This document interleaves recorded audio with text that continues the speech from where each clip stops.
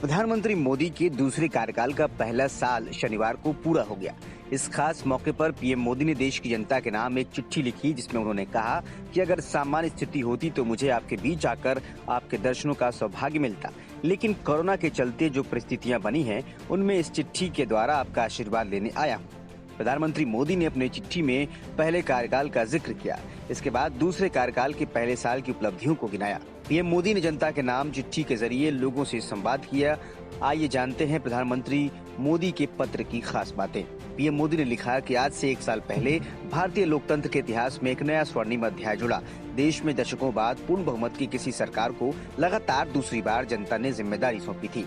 इस अध्याय को रचने में आपकी काफी बड़ी भूमिका रही है। ऐसे में आज ये दिन मेरे लिए अवसर है आपको नमन करने का। 2014 में जनता ने देश में एक बड़े परिवर्तन के लिए वोट किया था।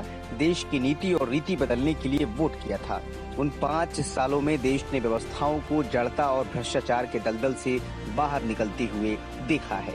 पीएम मोदी ने लिखा कि 2019 में आपका आशीर्वाद देश के बड़े सपनों के लिए था, आशाओं आकांक्षाओं की पूर्ति के लिए था।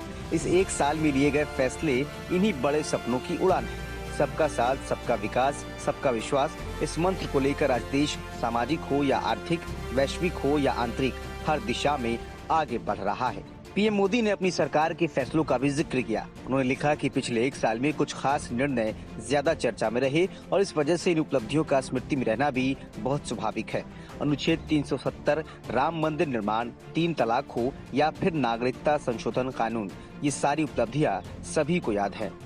पीएम ने लिखा कि एक के बाद एक हुए ऐतिहासिक निर्णयों के बीच अनेक फैसले और बदलाव ऐसे भी हैं जिन्होंने भारत की विकास यात्रा को नई गति और नए लक्ष्य दिए हैं, लोगों की अपेक्षाओं को भी पूरा किया है। अपनी चिट्ठी में पीएम ने लिखा कि देश के इतिहास में ये पहली बार हुआ जब किसान, खेत मजदूर, छोटे दुकानदार और असंगठित क्षेत्र के श्रमिक साथियों सभी के लिए 60 साल की आयु के बाद 3000 रूपए के नियमित मासिक पेंशन की सुविधा सुनिश्चित हुई।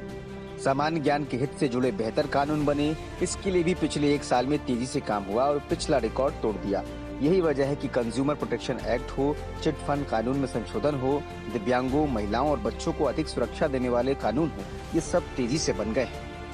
पीएम ने अपनी चिट्ठी में लिखा कि हम तेज गति से आगे बढ़ रहे थे कि कोरोना वैश्विक महामारी ने भारत को भी घेर लिया। कई लोगों ने आशंका जताई थी कि जब कोरोना भारत पर हमला करेगा तो भारत पूरी दुनिया के लिए संकट बन जाएगा, लेकिन आज आपने भारत को देखने का नजरिया बदल कर रख दिया है।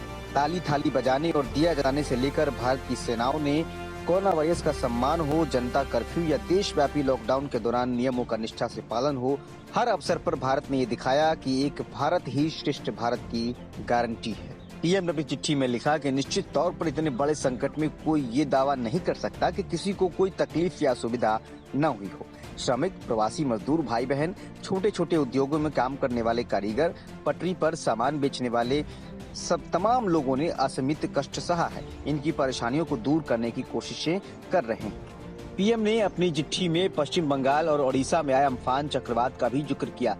उन्होंने लिखा कि पश्चिम बंगाल और ओडिशा में आए अम्फान चक्रवात के दौरान जिस हौसले के साथ वहां के लोगों ने परिस्थितियों का सामना किया, चक्रवात से होने वाले नुकसान को कम किया, वो भी हम सभी के लिए एक बड़ी प्रेरणा है। पीएम ने एक बार फिर आत्मनिर्भर भारत का जिक्र करते हुए अपनी चिट्ठी में लिखा कि आज समय की मांग है कि हमें अपने पैरों पे खड़ा होना ही होगा, अपने बलबूते पर चलना ही होगा और इसके लिए एक ही मार्ग है, आत्मनिर्भर भारत। हाल ही में आत्मनिर्भर भारत अभियान के लिए दिया गया 20 लाख करोड़ का पैकेज इसी दिशा में उठाया गया कदम है। भारत आयात पर अपनी निर्भरता कम करेगा और आत्मनिर्भरता की ओर आगे बढ़ेगा। Bureau report, news of India.